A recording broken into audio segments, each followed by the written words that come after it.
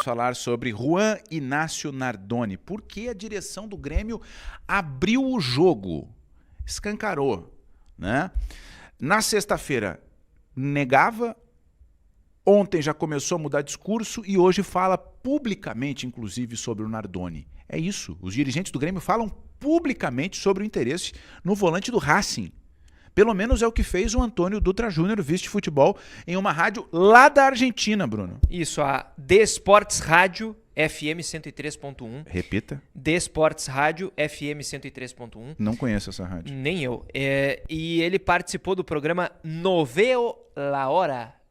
Não vejo a hora. E nessa entrevista para este programa desta rádio, o Antônio Dutra Júnior foi questionado sobre a possibilidade de uma negociação com o Racing pelo Juan Inácio Nardoni.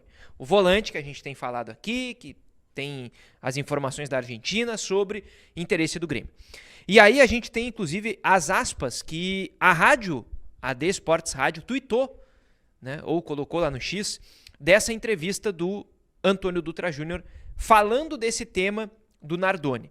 Ele confirmou sim que o Grêmio está negociando, disse que é um jogador que está sendo observado pelo Grêmio, que o Racing tem uma figura, que a gente até tinha falado aqui ontem ainda, né?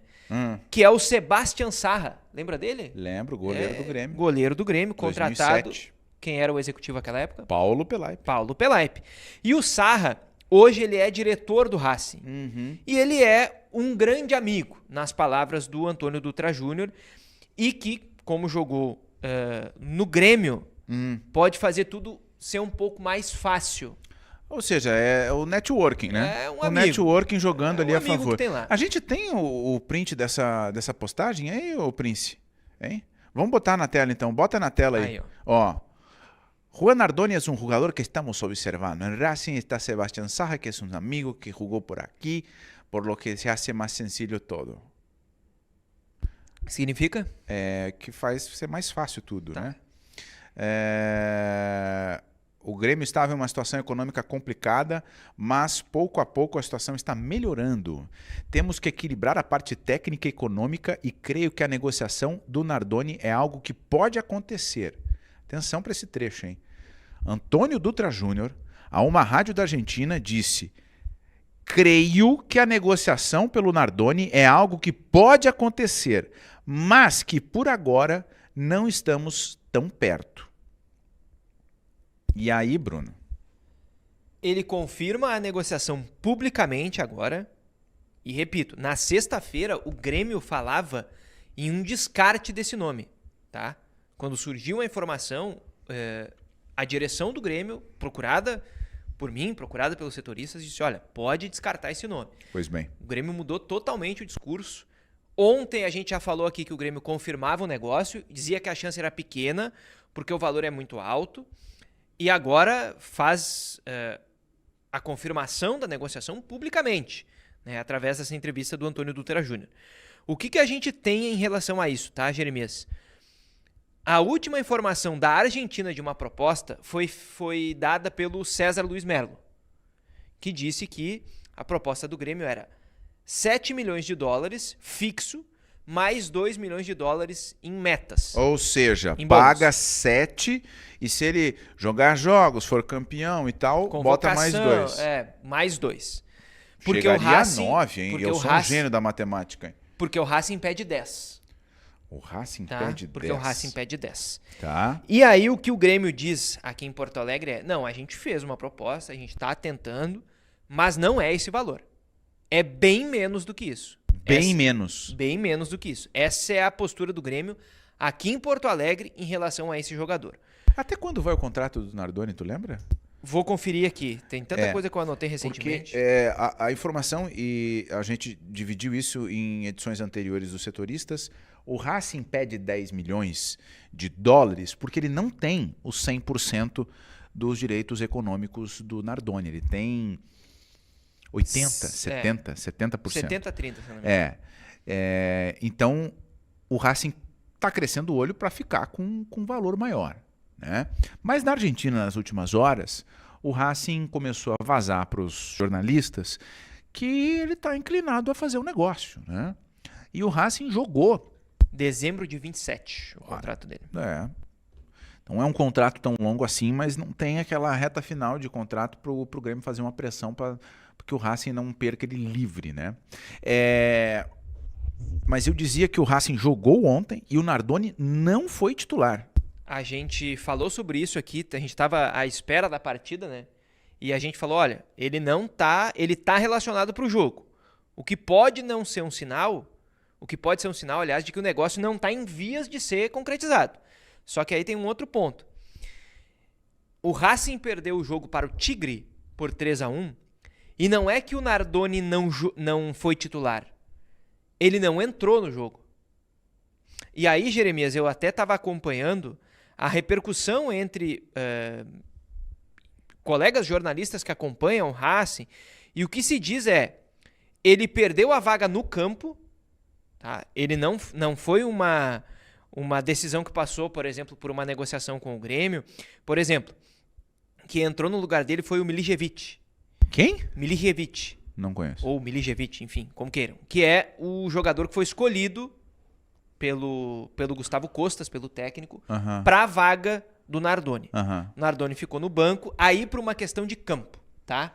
Porque o Nardoni perdeu a posição no campo. O que os jornalistas que acompanham o Racing estranham é que ele não tenha entrado no jogo.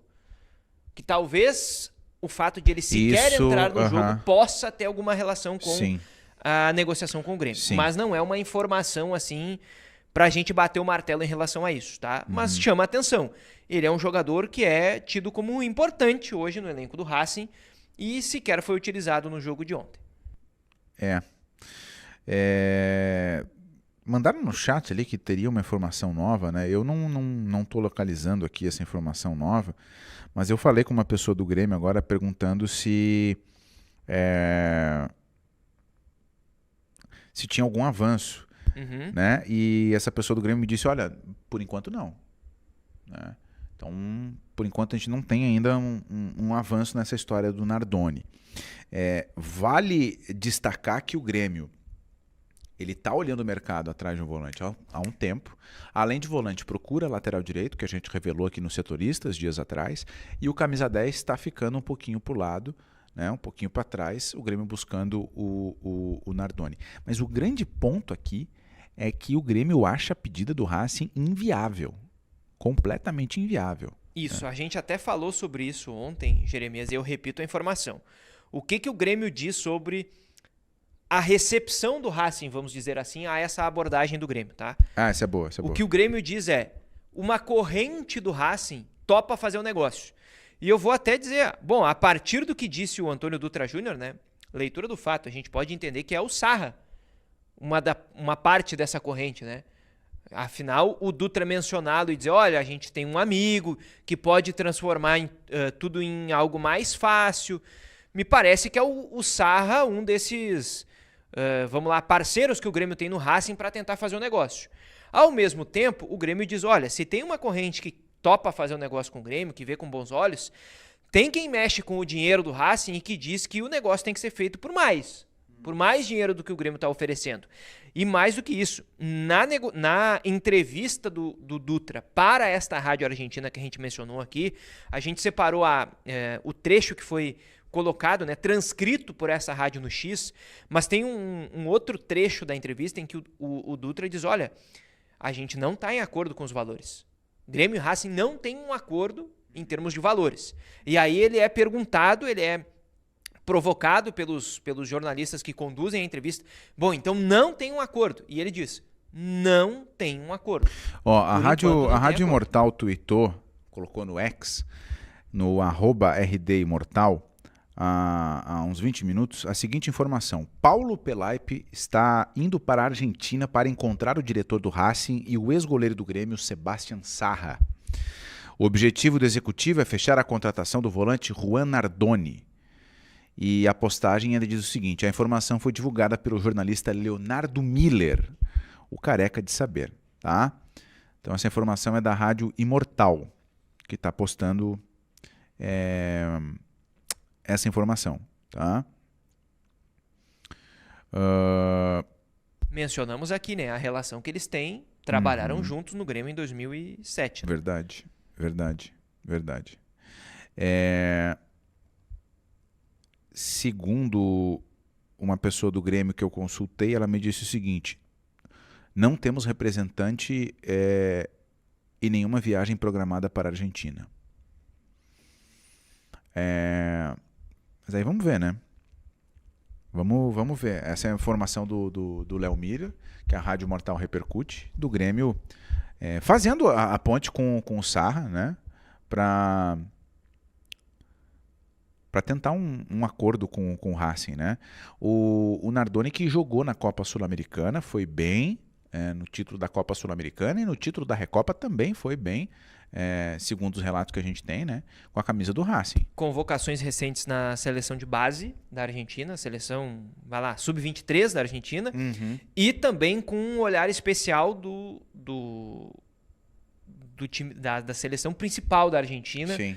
Em vias aí de algumas convocações que, imagino eu, se o Grêmio fechar esse contrato de metas, pode ser inclusive uma meta a ser colocada, né? Porque ele já tem isso no radar. Importante destacar também que o dia de hoje, por exemplo, né, o dia 3 de fevereiro, ele sucede datas importantes de fechamento de janelas na Europa, das principais janelas europeias, que fecharam a partir de 31 de janeiro, 1º e 2 de fevereiro também. Sim. Então, não chegou nenhum tipo de proposta, né, nenhum tipo de oferta interessante. Então, esse jogador não saiu para o futebol europeu, como o Racing imaginou que poderia acontecer.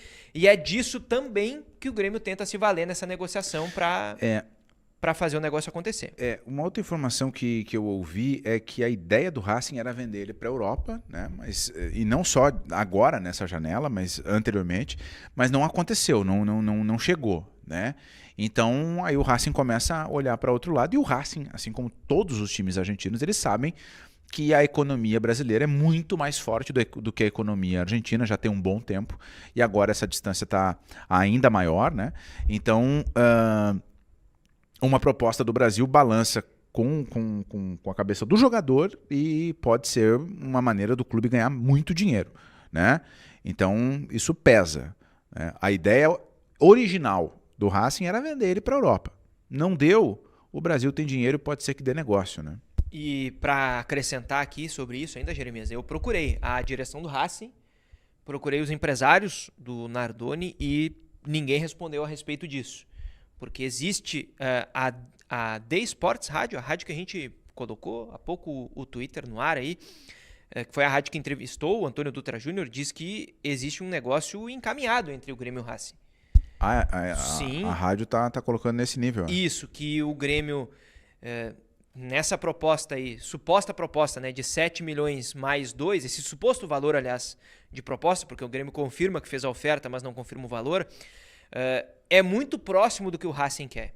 Então, o que a The Sports Rádio diz é que está muito próximo em termos de valores, e a qualquer momento o Racing pode sim baixar um pouquinho essa pedida, à medida que o Grêmio melhore talvez alguma questão da meta ou uma forma de pagamento. E é por isso que eles tratam isso como encaminhado.